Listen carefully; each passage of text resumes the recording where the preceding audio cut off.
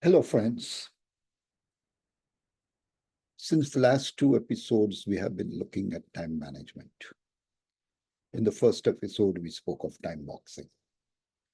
And then, at the request of some of my friends who wanted a more elaborate series on time management, I'm doing this three-part episodes on time management. In the last episode, we looked at certain tips on how to improve your skills and ability to manage time. And that's very important because if you manage your time better, you become more productive and therefore more successful come your way. In today's episode, continuing with the topic of time management, we shall look at the benefits of time management. What are the mistakes that one can make when planning their time? And certain strategies that will help you to manage your time better. In the next and final episode of time management, we shall look at various tools and techniques that you can adapt to manage your time better and to make the entire task more fruitful and less stressful. So let's just dive into today's episode. There are various benefits of time management, and the biggest one, of course, is that you will be able to perform better. Your productivity will escalate drastically or exponentially. Drastically is a negative term, will exponentially increase. And the main advantage, the main benefit is that you will be able to reclaim your calendar and your life. The reason why I'm distinguishing the two is more often than not, we think of the calendar as work related. It's not really so, because I would advise everything you commit to and everything you want to do has to be time boxed into your calendar. But the main part is that it helps you to reclaim your life. Now, to do this, there are certain steps you need to take. And the first and foremost is that you need to define your purpose in life. You need to define what is important to you. You need to set priorities for whatever it is that you want to do and achieve in life. And then, like any other strategy, you need to map and plot those activities. In doing all this, you have to remember one thing, is that you have to make technology your friend, and you do not become a slave to it. In fact, make technology your slave. Let technology help you the way you want to be helped. And remember one thing, having a neat calendar or a neat desk or anything does not mean you are more organized. Often, if I remember Dennis the Menace, the room is squeaky clean till you open the cupboard. Then it's bursting. So just being neat does not mean being organized. And you need to prioritize every task that you set for yourself. So within your vision and within the tasks that you set, within the goals that you set, you have to be able to, and you must prioritize them. And to prioritize them, one of the first things that I would suggest you do is to use the Pareto principle, the 80-20 rule. It is a fact that 20% of the tasks you set for yourself would deliver 80% of the results that you want to reach your desired goal. So doing this Pareto analysis on each and every one of your tasks will help you to prioritize them automatically. By doing this, by using your better time management, you will be able to accomplish much more in life. You will do more in less time, and therefore you will always find time for the other things that you want to do in life and which are important. So, one way of looking at this is to define your days.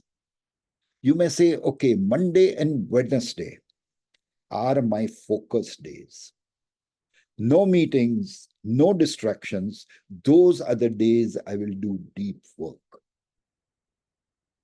You can say, okay, Tuesdays and maybe Fridays are my admin days. Admin days are those where you do all the routine stuff that you need to do, which cannot be given a pass just because you have other tasks. And then you have to have your sprint days, which could typically be a Saturday or a Sunday, which is days that are kept aside for family, friends, fun, and laughter. So, dividing your days into 3 such days, focus days, admin days, and sprint days. Maybe instead of 2, you need to do a 3-1-2 or a 3-2-1. That choice will be yours, and that will be dependent on the number of tasks that you have that fall into such categories. But through all of this, you have to remember that you need to give yourself slack time.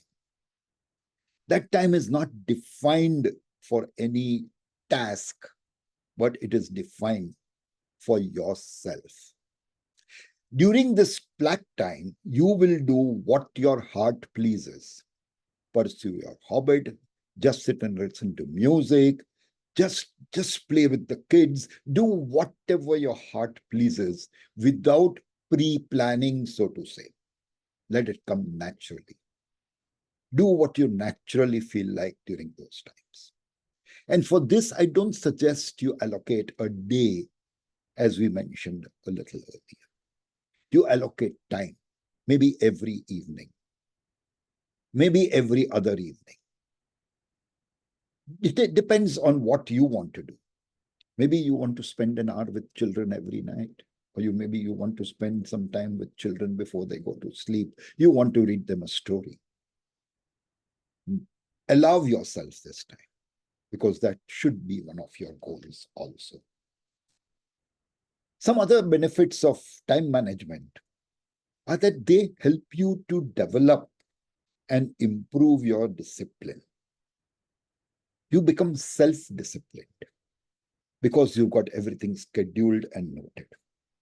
And because you are having your focus days or admin days, your quality of work improves, because the focus days will automatically, by definition, allow you to do deep work, delivering the best quality in the fastest time. Time management will help you to be in total control of your time, stress-free. You're doing something that you like on a Saturday or Sunday, you're not going to feel stressed or guilty about it, because you have planned, you have managed your time to do that and cover all the other work that is important, that is urgent during the other times. Because you have slotted everything into your calendar and planned it, and if you follow that, as you should follow it like a religion, it will reduce procrastination. Because at that time, it's not a choice. You have to do the work you have scheduled for yourself. It's not that somebody else has scheduled it for you. So it will reduce procrastination.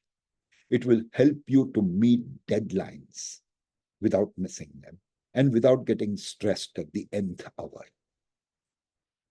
And doing all of this will improve your reputation with your colleagues, with your friends, socially, with your superiors, with your bosses, as one who delivers the best quality of work and on the right time without whining, only because you are well planned and well regulated.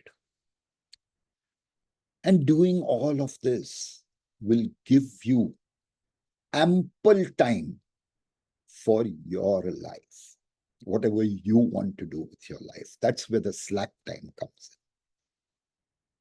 So make sure that you use the sprint time and the slack time to have a great life. And as I said in an earlier episode, it is not about work-life balance, but it is about work-life synergies. You need to be able to take both head on, and this is what is going to be possible when you use proper time management. One thing I need to warn you about before I end the benefits is that you will make it a habit. You will have to make it a habit to be less responsive with a knee-jerk reaction. It's not always just knee-jerk, but by nature, we want to respond to a query or to anything that somebody shoots at us immediately, like emails or messages or WhatsApp. You don't have to do that. You need to schedule out time to do this, probably on a daily basis, or maybe do it on your sprint days. But you need to, admin days, you need to slot out time for this. So be less responsive. It's not necessary. If that person needs an answer immediately, he could call you. And that too, don't answer at the same time. But as soon as you are taking a break, which I have suggested you do every 30 minutes or so, pick up the call. And if it's an important message from him saying he needs to speak to you urgently, call him back. And there are very few times when you're going to get called when it's a matter of life or death and it needs immediate attention. So these are the few times that you need to really break your schedule and attend to calls. There are some mistakes that we often make when we are managing our time. You're going to make mistakes all the time, but in time management also, there are mistakes that one would often make. And one of the gravest mistakes, which would cost you dearly because you are going to waste a lot of time somehow, is to misjudge your team's capabilities. If you do not know your team's true capabilities, you will either end up giving them much less work than they can do in a certain time period, thereby increasing your load, or you will give them too much to do, which they cannot complain, thereby faltering with the deadlines. So you need to make sure that you know your team's capabilities thoroughly. And wherever you find that that capability is lacking but necessary for you to function efficiently, make sure you take the time to train them. That time will give you fantastic returns. The return on time, the ROT, it's not a ROT, it's a very, very valuable thing. The return on time is going to be exponential to the degree of X infinite, tending to infinity. So that time on training is always well spent. Very often I've seen that people plan everything, they slot their calendars, but they make very inefficient use of their calendars. The first reason is that they wouldn't set reminders. So they do not know when it's time up for one task and it's time to begin another task. They do not realize that they've been working for a couple of hours at times and have not taken a break. So make efficient use of your calendar if you really want to be a successful time manager. Another challenge I have seen, especially in the case of people who work in development, in R&D projects, is that they misjudge the uniqueness of a task. And they tend to treat that task as compared to something that they have already been doing, which ends up as being a wrong comparison. So when you try to approach it like some other normal task that you are doing, more often than not, your task is going to meet a failed deadline and a failed delivery. So learn to recognize unique tasks, learn to recognize different tasks, analyze them before allocating the time. A lot of people, I say, want to do more, and they feel very happy if they did 6 things in a day instead of 2 things. But those 6 things were inconsequential. Some of them may be even unnecessary. And the focus that they were supposed to put on those 2 important tasks was lost, with the result that those important tasks did not get done. So trying to do more is not the solution to better time management. You need to focus on the tasks you really are supposed to do. Some of the mistakes that people make very often is they do not think about today. They only want to concentrate on the future and look at tasks which are going to help them maybe a month down the line. But my friend, if you are not solving today's problems, if you are not performing the tasks you are supposed to do today, what is the point of thinking of something that will give you a benefit a month later? So do the now things now.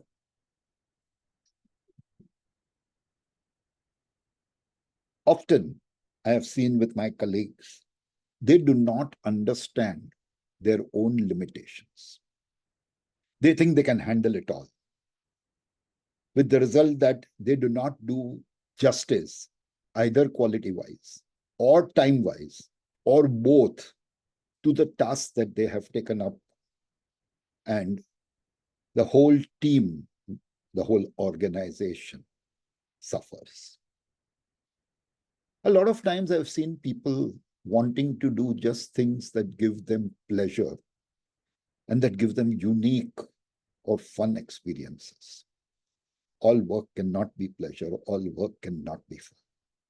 There are times where you will often, no matter how much I tell you to enjoy the work that you do, there are tasks that will come your way which are not pleasurable and which do not give you a great experience. But they need to be done so that your future becomes better.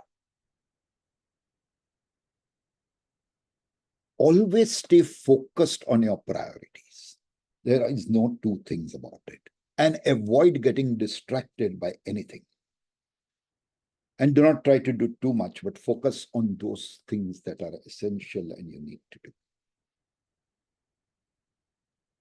One best strategy that I have figured out is to put a value, a notional value, on your time.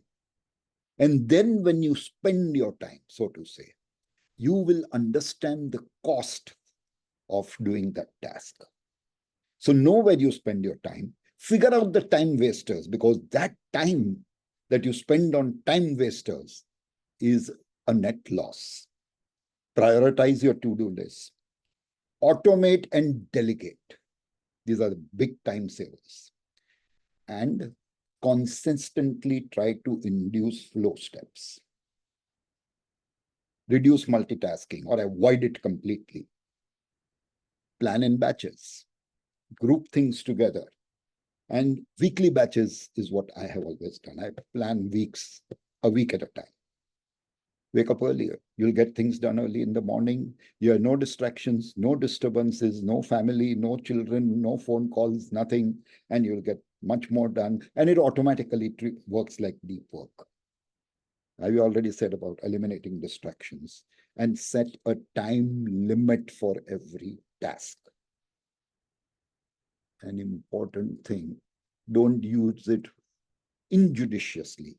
but use it judiciously. Learn to say no.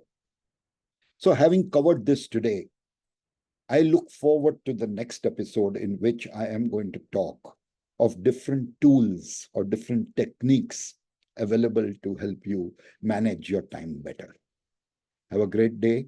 See you and a great weekend, and we'll see you on